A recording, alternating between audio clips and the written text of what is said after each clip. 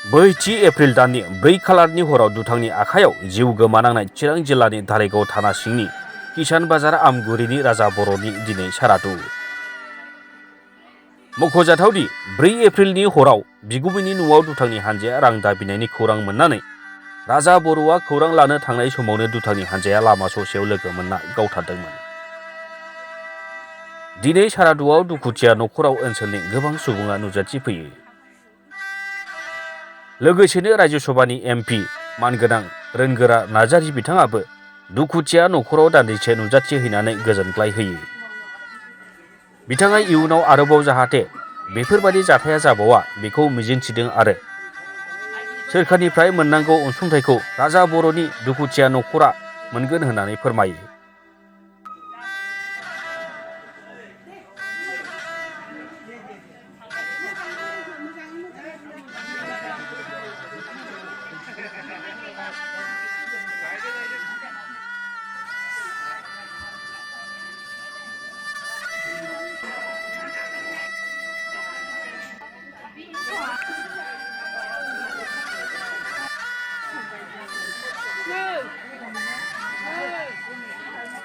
थांनाय 4 अक्ट'खालि खावारपारा गामियाव राजा बर'आ सासे दुथां मानसिनि आखायाव जिउ गोमादोंमोन।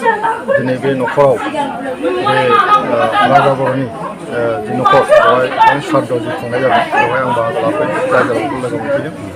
बे जाथाया खोब दुखुनांथाव जादों आरो अथिरै सासे 21 बोसोर बैसोनि गथ'आ जिउ गोमानांनाय जादों।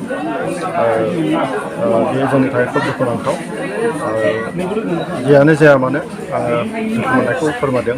न'खरा खोब दुखु मोनदों। न'खरनि दुखुआव जोंबो दंफायो, रायजोफ्रा दंफायो आरो जोङो समाज हिसाबै जिबायदि जाथाया जालांदों बे जोंनि थाखाय खोब गाज्रि मोनसे थासारिमोन। इयुनाव जाहाथे बिदि जाया आं बेखौ खावलायो। खारन जों नुदों मा जाय गथ'आ बेखौ गावथारदोंमोन आरो बे गथ'आबो पुलिसजों गावथार जाबाय, जिउनि बदलै जिउ बादि जालांदों। बे जोंनि थाखाय मोजां नङा।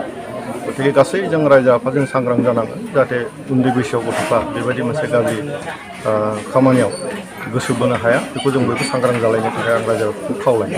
दिनै न'खराव मोनसे दुखुथिया न'खरजों आंबो दुखु फोरमायफायो आरो गासैबो रायजो आफाद दंफायो। आं मिजिंथिदों जे इसोरा बे न'खरखौ अनथों आरो मोजाङै मोजां सोलिनो बयबो इसोरा जाहाथे अनो आं बेखौ इसोरनि खाथियाव आर'ज गाबो। दा नोंथांनि फारसेनिफ्राय बा सोरखारनि फारसेनिफ्राय दुखुथिया न'खरनि फारसे माबाफोर मदद होनायनि खोथा सानदों? बेथ' नेम बायदियै बै जेनेबा घटनाया जाबाय, पस्टमर्टेम जाबाय, सरकारनि जि माखासे नेम निथिफोर दङ बे नेम निथि बायदि जिखिनि अनसुंथाइ होनांगौनि जि बेबस्था दं बे बेबस्थानि गेजेरजों जिखिनि मोननांगौ दं बेखौथ' मोनगोनानो। बिनि बागै दल संगठन जेरैबायदि अननाय होदों बे अननाया निस्सय होनांगोन आरो आं सानो उनावहाय जों बयबो समाजानो जोथोन लानांगोन न'खरखौ सोलिनायनि थाखाय आरो बे बागै निस्सय आंहाबो मोनसे दायित्व दं हिसाबै बे बागै आंबो सिन्ताखौ खालामो।